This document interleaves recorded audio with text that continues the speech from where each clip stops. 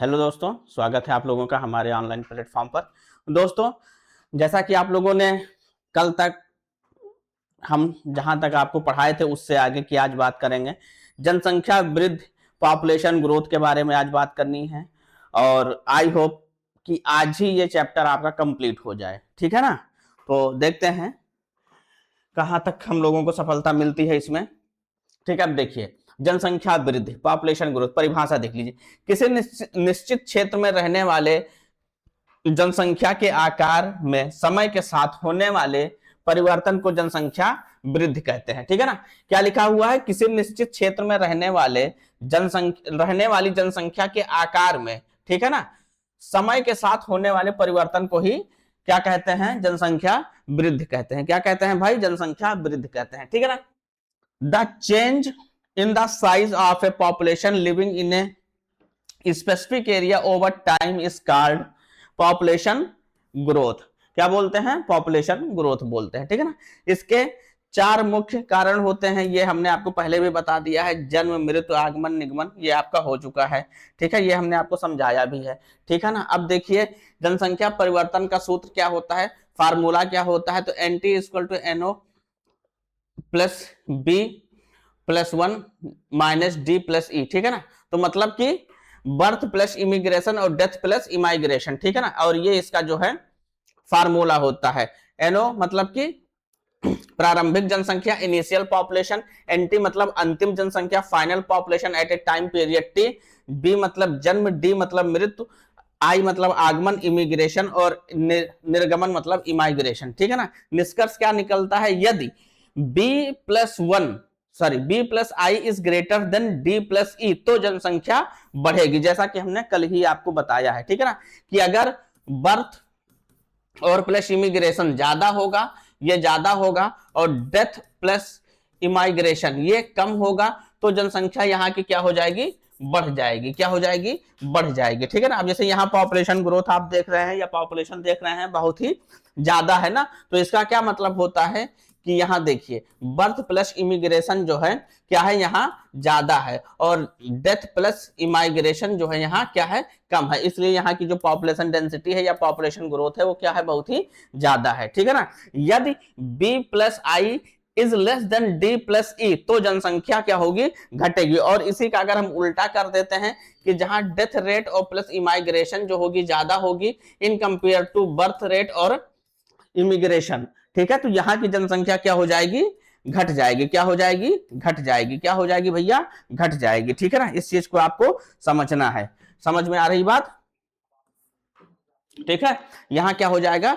जो जनसंख्या है वह क्या हो जाएगी? घट जाएगी। ठीक है ना? ठीक है, अब देखिए, घटेगी। ठीक है ना? इसी को आपके इंग्लिश में लिखा हुआ है। ठीक, अब आगे देख लीजिए। चलिए आगे देखिए, घटतीय जनसंख्या, घातीय जनसंख्या। ठीक है ना? Exponential growth. परिभाषा देखिए, जब संसाधन असीमित हो और पर्यावरणीय प्रतिरोध ना हो तब जनसंख्या तेजी से क्या होती है? बढ़ती है। ठीक है ना? एक्सपोनेंशियल ग्रोथ कब होती है? जब क्या हो? संसाधन असीमित हो, मतलब कि आपको खाने पीने की जो सुविधा है, सुख सुविधा है, वह बहुत ही ज्यादा हो, उसमें कोई लिमिटेशन ना हो, और पर्यावरणीय प्रतिरोध ना हो, मतलब कि एनवायरमेंटल जो इश्यूज हैं वो वहां उस ज्योग्राफिकल एरिया में नहीं है। ठीक है ना? तब जनसंख्या क्या होगी? बहुत तेजी से बढ़ेगी, जैसा कि हमने कल भी आपको बताया था। ठीक है ना? इस प्रकार की वृद्धि को घातीय वृद्धि कहते हैं। ठीक है ना? इस प्रकार की वृद्धि को क्या बोलते हैं? घातीय वृद्धि बोलते हैं। When resources are unlimited and there is no environmental resistance the population grow rapidly, this type of growth is called exponential growth. क्या कहते हैं? एक्सपोनेंशियल ग्रोथ कहते हैं। अब एक्सपोनेंशियल ग्रोथ कब होगी? ये चीज आपको समझना है। ठीक है ना? कब होगी? जब क्या होगा? संसाधन असीमित हो और पर्यावरणीय प्रतिरोध ना हो, तब ग्रोथ कैसी होगी? एक्सपोनेंशियल होगी। कौन सी ग्रोथ होगी? एक्सपोनेंशियल ग्रोथ होगी। क्लियर? ये जैसा कि आप लोग यहां देख रहे हैं। ठीक, समझ में आ गई बात? चलिए अब ये देखिए, एक्सपोनेंशियल ग्रोथ में मुख्य विशेषताएं की फीचर्स क्या हैं? संसाधन असीमित होते हैं, रिसोर्सेज आर अनलिमिटेड। ठीक है ना? वृद्धि दर लगातार बढ़ती रहती है। ठीक है ना? The growth rate continuously increase, और वृद्धि का ग्राफ जे आकार का होता है। किस आकार का होता है? जे आकार का होता है। The growth graph is J shaped, जैसा कि आप लोग यहाँ देख रहे हैं, ठीक है ना, एक्सपोनेंशियल ग्रोथ में, ठीक है ना, resource are unlimited, the growth rate third low kid, ठीक है ना। अब ये आप यहां देख लीजिए, ठीक है ना, ये जो है आपका एक्सपोनेंशियल ग्रोथ का क्या है, ग्राफ है। समझ में आ गई बात। चलिए आगे देखते हैं, गणितीय रूप देखिए, मैथमेटिकल फॉर्म देख लीजिए, dn upon dt equal to rn, जहां क्या है, n क्या है, जनसंख्या का आकार है, क्या है, पॉपुलेशन साइज है, कि वहां की पॉपुलेशन कितनी बड़ी है, ठीक है ना। स्मॉल r जो है आंतरिक वृद्धि दर है, क्या है, intrinsic rate of natural increase, ठीक है ना। dn अपॉन dt समय के साथ जनसंख्या में परिवर्तन की दर है, rate of change in the population with respect to time, उदाहरण बैक्टीरिया की प्रारंभिक वृद्धि, ठीक है ना, the initial growth of bacteria, ठीक है ना, the initial growth of bacteria. Clear.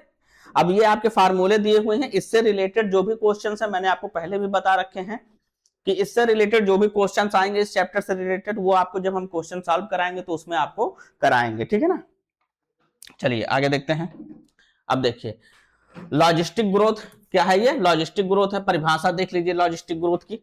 जब संसाधन सीमित होते हैं, क्या होते हैं, जब संसाधन सीमित होते हैं और पर्यावरणीय प्रतिरोध मौजूद होता है, तब जनसंख्या वृद्धि धीरे धीरे कम होकर अंत में स्थिर हो जाती है। क्या हो जाती है, धीरे धीरे कम होकर अंत में स्थिर हो जाती है।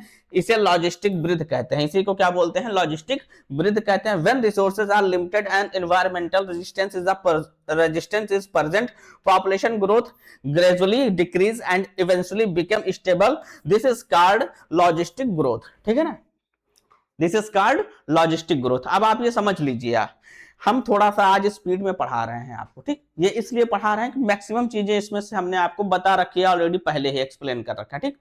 तो अगर बहुत ही स्लो मोशन में चला जाएगा तो फिर इतनी जल्दी चैप्टर्स कवर नहीं होंगे, ठीक है ना, इसलिए थोड़ी सी जो स्पीड है आज तेज है, और लगभग चीजें आपको पहले के लेक्चर्स में समझाई जा चुकी हैं, ब्रीफ में बताई जा चुकी हैं, इसलिए थोड़ा सा स्पीड आज ज्यादा है। समझ में आ रही बात, ठीक है ना। चलिए देखते हैं लॉजिस्टिक ग्रोथ की मुख्य विशेषताएं, आप देख लीजिए। तो मुख्य विशेषताएं की फीचर्स में आप देखिए, प्रारंभ में वृद्धि क्या होती है, तेज होती है। Initially the growth is fast, संसाधनों की कमी के कारण वृद्धि क्या हो जाती है, धीमी हो जाती है, ठीक है ना। Growth slow down due to the shortage of resources, ठीक है ना। अंत में जनसंख्या क्या हो जाती है, स्थिर हो जाती है। In the end the population become stable. Graph इसका कैसा होता है, एस शेप होता है, कैसा होता है, एस आकार का होता है, सिग्मोइड कर्व, ठीक है ना, कैसा होता है, सिग्मोइड कर्व होता है। The graph is the S shape और सिग्मोइड कर्व, ठीक है ना। अब इसको आपको याद रखना है कि कैसा होता है, एस शेप होता है, या अगर ऑप्शन में आता है सिग्मोइड तो आपको सिग्मोइड पे भी आंसर लगा देना है, ठीक है ना। तो लॉजिस्टिक ग्रोथ कैसी होती है, तो इसका ग्राफ होता है एस शेप, कैसा होता है, एस शेप होता है या सिग्मोइड कर्व होता है, क्या होता है, सिग्मोइड कर्व होगा, ठीक है ना, ठीक है, सिग्मोइड कर्व, जैसा कि आप यहां देख पा रहे होंगे इसके ग्राफ में, ठीक है, कैसा होता है, सिग्मोइड कर्व होता है। क्लियर। चलिए आगे देखिए लॉजिस्टिक वृद्धि क्या होती है, ठीक है, गणितीय रूप इसमें देख लीजिए। इसका जो मैथमेटिकल फार्मूला है, dn upon dt equal to small r n bracket में k minus n upon k, जहां n क्या है, जनसंख्या का आकार है, स्मॉल r क्या है, आंतरिक वृद्धि दर है, और k कहां है, वहन क्षमता है, कैरिंग कैपेसिटी है, ठीक है ना। Intrinsic rate of the natural increase, और ये पॉपुलेशन साइज है। क्लियर, समझ में आ गई बात। तो इस फार्मूले से रिलेटेड जो भी क्वेश्चंस हैं उसको आपको लगाना है। ये यहाँ फार्मूला दिया हुआ है आपको, ये आपके लिए होमवर्क है, पहले भी हमने बता दिया है कि ये आपके लिए होमवर्क है। इसकी जब पीपीटी को इसमें जब क्वेश्चंस को सॉल्व कराएंगे तो इन सारे फार्मूले से रिलेटेड जो भी क्वेश्चंस हैं वो आपको सॉल्व कराए जाएंगे, ठीक है ना। और जितने भी हमारे इंटर के बच्चे होंगे या जो अभी इंटर का पेपर दे रहे होंगे, अपेयरिंग में होंगे, वो सारे के सारे बच्चे इससे रिलेटेड क्वेश्चन पढ़े होंगे, ठीक है ना, अपने जो आपकी एकेडमिक पढ़ाई रही होगी उसमें भी, ठीक है ना। तो इसलिए आपको अपने भी दिमाग का थोड़ा सा इस्तेमाल करना है, उससे रिलेटेड जो भी क्वेश्चन है उनको आपको लगाना है, ठीक। और फिर जब यहाँ सॉल्व कराया जाएगा इससे रिलेटेड क्वेश्चन तो उसमें आपको टैली करना है कि हाँ सर ने जो बताया है वो सही है और जो हमने किया है वो अभी सही है कि नहीं सही है, ठीक है ना। तो उन दोनों से आपको रिलेट करना है और ये निकालना है कंक्लूजन कि हाँ हमारी जो ये क्वेश्चंस हैं, जो क्वेश्चंस हैं वो कितने सही हो रहे हैं, ठीक है ना, ये आपको यहां निकालना है। क्लियर, चलिए ठीक है। अब देखिए वहन क्षमता कैरिंग कैपेसिटी के क्या होता है परिभाषा, जब पर्यावरण द्वारा उपलब्ध संसाधनों के आधार पर जितनी अधिक जनसंख्या को लंबे समय तक बनाए रखा जा सकता है उसे वहन क्षमता कहते हैं। उसे क्या कहते हैं, वहन क्षमता कहते हैं, कैरिंग कैपेसिटी कहते हैं। ठीक है, अब इसको फिर से सुन लो। किसी पर्यावरण द्वारा उपलब्ध संसाधन के आधार पर जितनी अधिकतम संख्या को लंबे समय तक बनाए रखना या बनाए रखा जा सकता है उसे वहन क्षमता कहते हैं। सपोज करिए कि कोई एक हैबिटाट है और उसमें जितने भी संसाधन हैं, ठीक है ना, जितने भी संसाधन है वो संसाधन वहां की जितनी जनसंख्या है, अधिकतम जनसंख्या जितनी है, ठीक ना, उसको वो सारे रिसोर्सेस प्रोवाइड कराने की जो क्षमता होती है, जितने संसाधन उसके पास अधिकतम है उसको प्रोवाइड कराने की जो क्षमता होती है उसी को क्या बोलते हैं, कैरिंग कैपेसिटी बोलते हैं। क्या बोलते हैं, कैरिंग कैपेसिटी बोलते हैं। क्लियर, फिर से अगर ना समझ में आया हो तो फिर से मैं एक बार बता दूं इसको कि किसी पर्यावरण द्वारा उपलब्ध संसाधन, अब उपलब्ध संसाधन क्या होगा, मान लीजिए फूड हो गया, ठीक है ना, कुछ भी हो गया, ठीक है, इसमें जितने भी रिसोर्सेस हैं इसके सारे के सारे, ठीक है, उपलब्ध संसाधनों के आधार पर जितने अधिकतम, ठीक है ना, और इनको सारे को जितनी अधिकतम संख्या हो सकती है, नंबर ऑफ पीपल्स जितने ज्यादा हो सकते हैं, ठीक है ना, को लंबे समय तक बनाए रखा जा सके। ठीक है, मतलब कि इनको जो है यहाँ स्टेबल किया जा सके और इनको जो है सारी सुविधा देने के बाद इनकी जनसंख्या को या इनके नंबर्स को मेंटेन किया जा सके, ठीक है, बनाए रखा जा सकता है, उसी क्षमता को क्या बोलते हैं, कैरिंग कैपेसिटी बोलते हैं, जिसे के द्वारा प्रदर्शित करते हैं, जिसको के द्वारा प्रदर्शित करते हैं। समझ में आ गई बात, कैरिंग कैपेसिटी किसे बोलते हैं, ठीक है ना। अब यहां देख लीजिए, the maximum population that can be sustain over a long period based on the resources available in an environment, ठीक है ना, किसी एनवायरमेंट में जितने रिसोर्सेस अवेलेबल हैं उनके बिहाफ पर, उनके बेसिस पर जितने ज्यादा नंबर ऑफ पीपल्स को वहां लंबे समय तक सस्टेन कराया जा सकता है उसी कैपेसिटी को हम बोलते हैं कैरिंग कैपेसिटी। ठीक है, समझ में आ गई बात, ठीक, इस card carrying capacity, it is denoted by के। क्लियर, चलिए आगे बढ़ते हैं। वाहन क्षमता कैरिंग कैपेसिटी के मुख्य बिंदु क्या है, भोजन, पानी, स्थान और प्रतिस्पर्धा वहन क्षमता को प्रभावित करता है। Food, water, space and competition affect the carrying capacity, ठीक है ना। लॉजिस्टिक वृद्धि में जनसंख्या अंततः के पर स्थित हो जाती है, ठीक है ना। लॉजिस्टिक वृद्धि में अंततः क्या होता है, जनसंख्या के पर स्थित हो जाती है। के का मतलब होता है कि वह पीक पॉइंट की अब इससे ज्यादा इसके पास क्षमता नहीं है, तो इतनी ही क्षमता के अकॉर्डिंग ये वहां के लोगों को या वहां के जो स्पीसीज हैं उनको क्या है चीजें प्रोवाइड करा पाएगी, तो उसी पर जाके क्या हो जाएगी, जो ग्रोथ है वो क्या हो जाएगी, स्थिर हो जाएगी। ठीक है, और उसी पॉइंट को हम बोलते हैं, क्या बोलते हैं, अंततः के पर जाकर स्थिर हो जाएगी। ठीक है, और ये होता कहाँ है, लॉजिस्टिक ग्रोथ में होता है, और ये के होता क्या है, कैरिंग कैपेसिटी होता है। कैरिंग कैपेसिटी क्या होती है वो हमने आपको बता दिया, वह अधिकतम क्षमता जहां वह अधिकतम क्षमता जितने पर जाकर किसी भी उस अधिकतम स्पीसीज को या नंबर ऑफ इंडिविजुअल्स को वहां उतनी ही स्पीसीज को हम सारी सुविधाएं प्रोवाइड करा सकते हैं। ठीक है ना, उसी को हम क्या बोलते हैं, के बोलते हैं, कैरिंग कैपेसिटी बोलते हैं। ठीक है ना, सबसे मैक्सिमम या सबसे पीक पॉइंट। ठीक है ना, समझ में आ गई बात।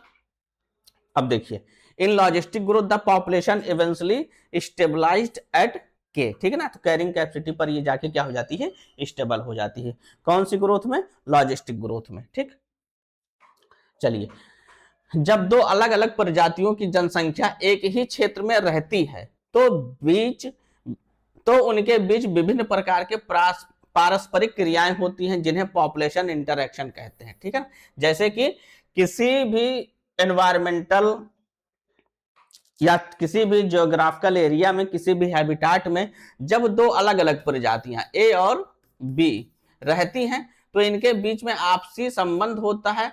क्या होता है, आपसी संबंध होता है, म्यूचुअल इंटरैक्शन होता है या पॉपुलेशन इंटरैक्शन होता है। ठीक है ना, मतलब कि ये कुछ चीजें इनसे लेंगी और ये कुछ चीजें इनसे लेंगी। ठीक है ना, इसी को हम क्या बोलते हैं, विभिन्न प्रकार के पारस्परिक क्रियाएं होती है जिन्हें पॉपुलेशन इंटरैक्शन बोलते हैं। When population of two different species live in the same area, various type of mutual interaction, ठीक है ना, mutual interaction occur between them which is called population interaction, ठीक है ना।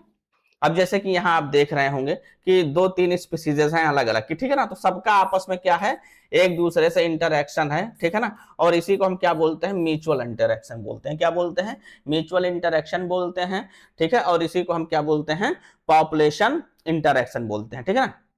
ये जो म्यूचुअल इंटरेक्शन होता है इसी को हम बोलते हैं पॉपुलेशन इंटरेक्शन बोलते हैं। और इसमें होता क्या है, इन अंतः क्रियाओं में एक प्रजाति को लाभ, हानि या कोई प्रभाव नहीं हो भी सकता है, नहीं भी हो सकता है, ठीक है। अब देखिए इसमें लिखा क्या है, इन अंतः क्रियाओं में एक प्रजाति को लाभ भी हो सकता है, हानि भी हो सकती है, या कुछ भी नहीं हो सकता है, ठीक है ना।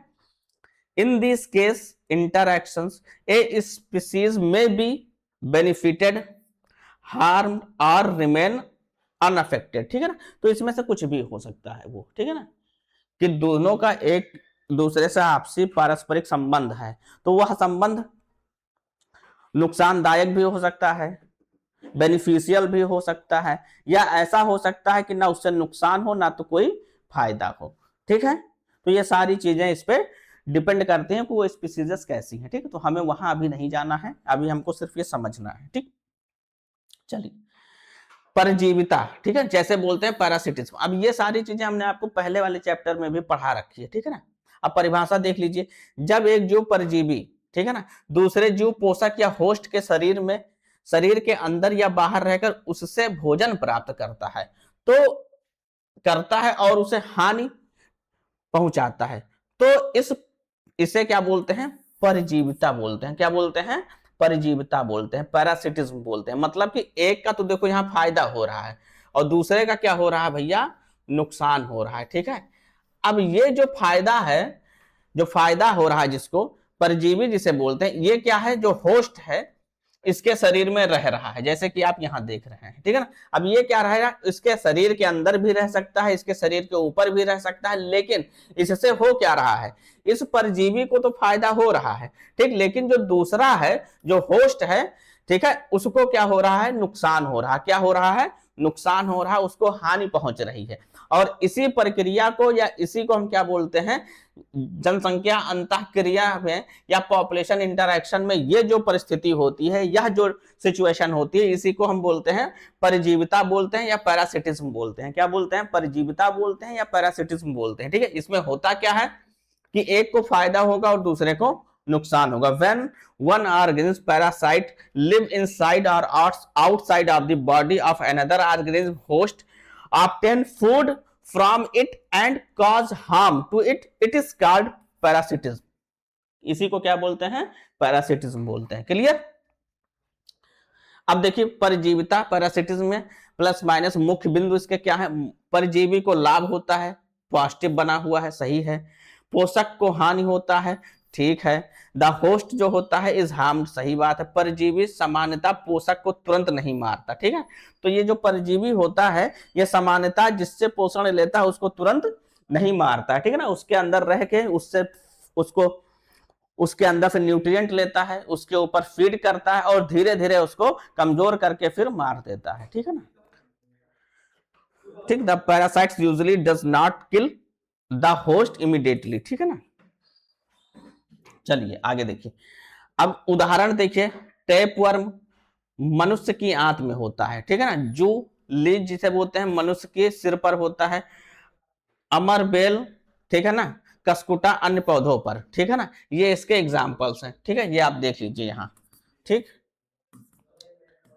ठीक है, ये इसके एग्जाम्पल्स हैं, आप यहाँ सारी चीजें देख लीजिए, ठीक है ना। ये परजीवी पैरासिटिज्म के एग्जाम्पल हैं, ठीक। इसी तरीके से आगे देखते हैं, प्रतिस्पर्धा देखते हैं, कंपटीशन। अब कंपटीशन में हमने आपको उस दिन भी बताया था, आज भी बता रहे हैं कि कंपटीशन में हमेशा नुकसान दोनों का होता है। कंपटीशन में हमेशा नुकसान दोनों को होता है। इसलिए आप याद रखिए कि ये आप इकोलॉजी पढ़ रहे हैं, यहां भी वही नियम लागू होता है और वही नियम आपके जर्नल लाइफ में भी लागू होता है कि आप कंपटीशन किसी से मत करिए, अपने बनाए हुए रास्ते पर या जो रास्ते आपको पसंद है, बेशक शर्त यह है कि वो रास्ता सही हो, गलत ना हो, ठीक। उस रास्ते पर चलिए और कंपटीशन किसी से ना करिए, किसी से बैर ना रखिए, ठीक है। और अपने जो गोल्स हैं, अपने जो टारगेट हैं, उसको अचीव करने के लिए पूरी ईमानदारी से मेहनत करिए। कौन क्या कर रहा है, कैसे कर रहा है, डजंट मैटर, ठीक है ना। ये आपका कार्य नहीं है, ये उसका व्यक्तिगत कार्य है, उसका व्यक्तिगत जीवन है, वह जैसे चाहे वैसे जी सकता है। आपके लाइफ में जो आपके गोल्स हैं, आपको लाइफ में क्या करना है, ठीक है, किस चीज को अचीव करना है, आप अपने अकॉर्डिंग अपना रास्ता बनाइए, अपनी कैपेसिटी के अकॉर्डिंग, और उस पर अपना फोकस करिए और लगातार मेहनत करिए। कंपटीशन किसी से मत करिए, किसी से द्वेष मत रखिए, ठीक है। ये सारी चीजें आपको कहीं ना कहीं अफेक्टेड करेंगी, आपको भी कहीं ना कहीं नुकसान पहुंचाएंगी, ठीक है ना। तो इसलिए ये सब चीजें मत करिए। खैर, वो हमने आपको टॉपिक आ गया तो समझाने के लिए ये बात बता दी। बाकी हम लोग अपने टॉपिक पर आते हैं। जब दो जीव या प्रजातियां समान संसाधनों, भोजन, स्थान, प्रकाश आदि के लिए प्रतिस्पर्धा करती हैं तो इसे प्रतिस्पर्धा कहते हैं। When two organisms or species compete for the same resource, food, space, light, etc, it is called competition, ठीक है। तो जब दो स्पीसीज जो होती हैं, ठीक है ना, वह क्या होती हैं, समान संसाधनों के लिए, सेम रिसोर्सेस के लिए क्या करती हैं, झगड़ा करती हैं, या उसके लिए जो है कंपटीट करती हैं। इसी को हम क्या बोलते हैं, कंपटीशन बोलते हैं, ठीक है। और वह संसाधन हो क्या सकते हैं, तो फूड हो सकता है, शेल्टर हो सकता है, और आपका लाइट हो सकता है, मतलब कुछ भी हो सकता है, ठीक है ना, जो लिमिटेड है, ठीक है ना। और उसी के लिए दोनों आपस में क्या करते हैं, झगड़ते हैं। इसी प्रक्रिया को, इसी फिनोमिना को क्या बोलते हैं, कंपटीशन बोलते हैं। समझ में आ गई बात। अब प्रतिस्पर्धा में देखिए मुख्य बिंदु माइनस माइनस दोनों हैं। दोनों प्रजातियों को हानि होती है, सही बात है। संसाधनों की कमी होने पर प्रतिस्पर्धा बढ़ती है, ठीक है ना। तो दोनों प्रजातियों को हानि होती है। Both species are harm, competition increase when the resources are scarce, ठीक है ना। तो जब लिमिटेड रिसोर्सेज होता है तो उसमें कंपटीशन और ज्यादा बढ़ जाता है, ठीक है ना। और फिर उसमें जो ताकतवर होता है वही जीतता है, ठीक है ना। अब देखिए इसके उदाहरण, पौधों में प्रकाश के लिए प्रतिस्पर्धा, शेर और लकड़बग्घा का भोजन के लिए प्रतिस्पर्धा, competition between the lion and hyena for food, competition among plants for light, ठीक है ना। तो ये सारी चीजें इसके एग्जांपल्स हैं, ठीक है। एग्जांपल्स बहुत सारे हैं, ये सिर्फ आपको समझाने के लिए बताए गए हैं। बस आपको इतना याद रखना है कि competition same food, space, shelter, ठीक है ना, शेल्टर, इन सारी चीजों के लिए होता है, ठीक है ना। जहां ये रिसोर्सेस क्या होते हैं, लिमिटेड होते हैं, ठीक है। कंपटीशन वही होता है। और कंपटीशन में एक मुख्य बिंदु ये याद रखनी है कि दोनों का क्या होता है, नुकसान होता है, दोनों माइनस माइनस होते हैं, ठीक है। चलिए आगे देखते हैं, ठीक। अब देखिए प्रीडेशन क्या होता है, परभक्षण, ठीक है। अब इसमें देखिए एक का क्या हुआ, फायदा हुआ, दूसरे का क्या हुआ, नुकसान हुआ। परिभाषा देखिए, जब एक जीव परभक्षी दूसरे जीव शिकार को मारकर खाता है तो इसे परभक्षण बोलते हैं, ठीक है। मतलब कि कोई एक जीव है, जैसे कि आप यहां देख रहे हैं, ये क्या है, इसको मार के खा रहा है, ठीक है। ऐसी सिचुएशन को हम क्या बोलते हैं, प्रीडेशन बोलते हैं, शिकार करना बोलते हैं, ठीक है ना। तो अब इसमें क्या हुआ, एक जीव जो है, जो परभक्षी है, वह दूसरे जीव का क्या बोलता है, शिकार करके खा लिया। When one organism predator kills and eats another organism prey, it is called predation, ठीक है ना। इसी को हम क्या बोलते हैं, प्रीडेशन बोलते हैं। अब इसके मुख्य बिंदु देखिए, की पॉइंट्स देखिए, प्लस माइनस की पॉइंट। परभक्षी को क्या हुआ, लाभ हुआ, जिसने जो है, मान लीजिए ए है, इसने बी को मार के खा लिया, तो इसको क्या हुआ, फायदा, और इसका तो बेचारे का नुकसान हुआ, ये तो निपट गया, खैर, ठीक है ना। शिकार को हानि होती है, उसकी मृत्यु हो जाती है। The prey is harm, death, ठीक है ना। यह प्राकृतिक चयन को प्रभावित करता है, ठीक है ना। इट इन्फ्लुएंस नेचर सिलेक्शन, ठीक है ना। समझ में आ गई बात। आगे देखते हैं। अब इसमें देखिए उदाहरण के लिए, शेर द्वारा हिरण का शिकार, a lion hunting a deer, मेढक द्वारा कीड़ों को खाना, ठीक है ना। ए फ्रॉग ईटिंग इंसेक्ट्स, ठीक है ना। ये आपके इसके एग्जांपल हो गए, ठीक है ना। सहजीवता क्या होता है, म्यूटलिज्म होता है। इसमें देखिए भैया, ये सबसे अच्छी चीज है। इसमें क्या हुआ, दोनों को क्या हुआ, फायदा हुआ, ठीक है। मान लीजिए आप हमारे साथ जुड़े हुए हैं, ठीक, तो हमारा भी फायदा, आपका भी फायदा। क्यों, आप हमको फीस दे रहे हैं, हम आपको पढ़ा रहे हैं, ठीक है, समझ में आ गई बात ना। तो इसमें क्या हुआ, दोनों का नुकसान नहीं है कोई, ठीक। आपके द्वारा हमको फीस मिल रही है, जो भी मिल रही है थोड़ी मोड़ी या जो भी मिल रही है, ठीक, और हम आपको पढ़ा रहे हैं, तो आपका पेपर क्लियर हो रहा है, ठीक, या पेपर क्लियर होगा, ठीक। तो इसमें क्या होगा, नुकसान दोनों का नहीं है, दोनों का क्या है, फायदा। जब दो प्रजातियां साथ रहती हैं, दोनों का लाभ होता है, तो सहजीविता कहते हैं। When two species live together and both are benefited, it is called mutualism, it is called mutualism. दोनों जीव एक दूसरे पर निर्भर होते हैं, सही बात है, दोनों का लाभ होता है, ठीक है। Both organism are dependent on each other और बोथ रिसीव्ड बेनिफिटेड, ठीक है ना, बोथ रिसीव बेनिफिटेड बोथ, ठीक है ना। अब देखिए जैसे कि इसमें उदाहरण देखिए, लाइकेन शैवाल प्लस कवक, ठीक है ना। शैवाल भोजन बनाता है और कवक सुरक्षा व जल प्रदान करता है, ठीक है ना। Lichen algae plus fungi, algae prepared food and fungi provide protection and water, ठीक है ना। मधुमक्खी और फूल, मधुमक्खी को मकरंद मिलता है और फूल को परागण, ठीक है ना। Bees and flowers, the bees gets nectar and the flower gets pollination, ठीक है ना, समझ में आ गई बात। सहभोजिता देख लो, कमेंसलिज्म में देख लो, इसमें क्या हुआ, एक का फायदा हुआ और दूसरे का ना तो कोई फायदा ना तो कोई नुकसान। जब एक जीव को लाभ होता है और दूसरे जीव को ना तो लाभ ना तो हानि, इसे सहभोजिता कहते हैं। When one organism is benefited and other organism is neither beneficial और neither harm, is called commensalism, ठीक है ना, समझ में आ गई बात। अब इसको हम थोड़ा सा तेजी से इसीलिए आपको पढ़ा रहे हैं कि ये सारी चीजें आपको प्रीवियस लेक्चर में भी या प्रीवियस चैप्टर में भी हमने थोड़ी मोड़ी पढ़ा रखी है, बता रखी है, ठीक है ना। तो ये हो गया, ठीक है ना। अब आगे देख लेते हैं। अब इसके उदाहरण देखिए, पौधों पर उगने वाले एपीफाइट, ठीक है ना, अधिपादप, ठीक है। पौधे को सहारा मिलता है लेकिन पेड़ को कोई फर्क नहीं पड़ता है, ठीक है ना।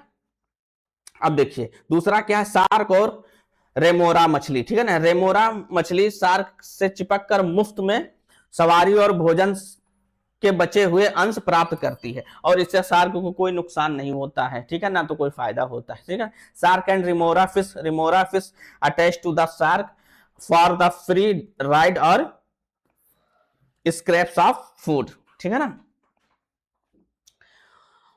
अब देखिए अमेंसलिज्म में देखिए, एक का क्या हुआ, नुकसान हुआ, दूसरे का क्या हुआ, ना तो कोई फायदा हुआ ना तो कोई नुकसान हुआ। परिभाषा देखिए, जब एक जीव को हानि होती है और दूसरे जीव को कोई प्रभाव नहीं पड़ता है तो इसे अमेंसलिज्म बोलते हैं। When one organism is harmed and the other organism remain unaffected, it is called amensalism और हार्म्ड, ठीक है ना। अब इसमें क्या हुआ, एक का तो नुकसान हो गया लेकिन दूसरे को ना तो कोई फायदा हुआ ना तो नुकसान हुआ, उस पर कोई प्रभाव नहीं पड़ा, ठीक है ना। उदाहरण के लिए देखिए, पेनिसिलियम फफूंद द्वारा एंटीबायोटिक स्राव, ठीक है ना। यह पेनिसिलिन छोड़ता है जिससे आसपास के बैक्टीरिया मर जाते हैं, लेकिन फफूंद को इससे कोई सीधा लाभ या हानि नहीं होती है, ठीक है ना। अब इसमें क्या है, पेनिसिलियम फफूंद द्वारा एंटीबायोटिक स्राव, ठीक है ना। यह क्या है, यह पेनिसिलिन छोड़ता है जिससे आसपास के जो बैक्टीरिया होते हैं वह तो मर जाते हैं, मतलब उनका तो नुकसान हो गया, लेकिन फफूंद को इससे सीधा ना तो लाभ होता है ना तो हानि होता है, मतलब इस पे कोई असर नहीं पड़ा, ठीक है।